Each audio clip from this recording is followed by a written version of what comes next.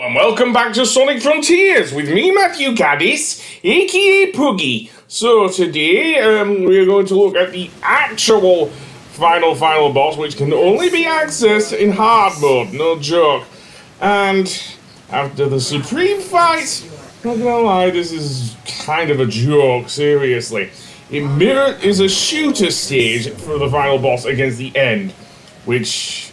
likewise with the time eater from Sonic Generations is just really underwhelming because we've already seen this happen before. The difference is, this is the final boss. So yeah, really underwhelming. Basically, likewise with the shooter minigame, you have to shoot the end with light blasts and dark blasts, and although there's a lot more to the end than just that, because there's also that laser that crisscrosses the area. So yeah, but to be honest, yeah, this is really disappointing. No wonder this wasn't in easy mode. All I can say is Final Horizon does this bad guy somewhat justice, not completely, but a lot more than here when it's just turned into like a real 3D version of the mini games. Yeah. More on that when I do it, of course. Yeah, seriously, this just screams just last minute thing, I think, from Sonic Team, which is a shame, given that I loved the Titan fight. Supreme included, yes. Maybe one of the more easier Titans to deal with, but yeah. After all, but yeah, 1-to-1, it basically is a full remake, although there is that one point where he does spam Hyper Beam, does the boss, yeah. But this could have been a lot better, seriously. You have a final boss that's shaped like a fucking planet, and you don't have Sonic just run around on it and fight whatever bad guys are on there. Instead, we're just left with the shooter stage against the end. Seriously, no. But, yeah. In fact, if anything, it reminds me of one of the, not just the mini-games in this game, but also in Ape Escape, there was a shooter game which I consider a lot better than this, actually. Galaxy Monkey, seriously. Certainly in the original PS1 release for Ape Escape, in which you, the whole thing takes place above space. And it's fairly similar to this. You're high above the Earth, trying to destroy the other forces and everything with a monkey in a UFO. Seriously.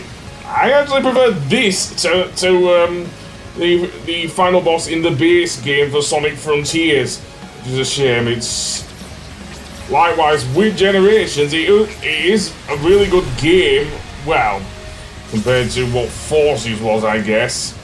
At least I'll say this, although there are these lasers that come out of nowhere, seriously.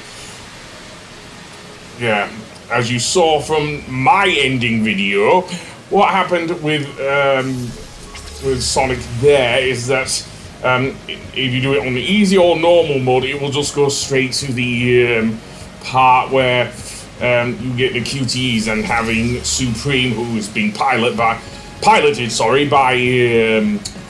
Sage, fling Sonic towards the end and pretty much destroy the giant moon, which also is really underwhelming. And goodness, as I say, for the Final Horizon upgrade, because that at least did this story a bit more justice, somewhat. We'll get to that when I do that, of course. But there you go. Also, there are just some phases where it looks like the end is just spinning around and everything.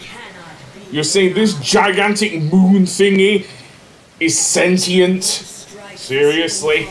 Well, maybe, but yeah, although it does move a lot quicker with its attacks, given that it has two voice actors in both English and Japanese. Weirdly enough, the voice actors it has both Amy and Eggman's voice actors in English, so dare I say it, Cindy Robinson and Mike Pollock voice the end in the game. Again, I don't know how many lives you got. Actually, you do get some lives here. So yeah, that really scattershot attack. That's going to be brutal, seriously. But yeah, honestly, a game that a final boss that should have been really much better, especially after the over-the-topness of the thing, and then there's this. Finally, we get to the part where I got to, and then Sonic just seemingly, actually, we don't get the thing, but Supreme blocks it, and then we get to seemingly the final stage where, of course, Supreme flings Sonic through space as it was in easy and normal modes, and Sonic just, well, charges towards it, seriously. No wonder Sega didn't want this in the thing.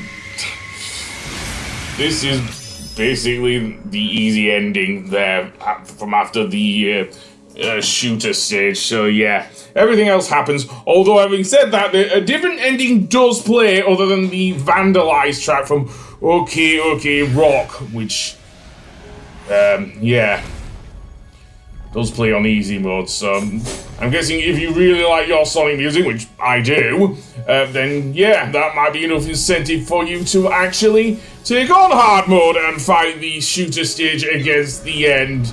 But not me, it seems. So yeah, and so the ending just plays out as before. But anyway, with that said, I will see you for the final horizon, where seemingly we'll get a much better ending than this, including what happens with Sage. Although having said that, at the end, Eggman does actually try and save Sage, so yeah. But anyway, I'll see you then. Goodbye!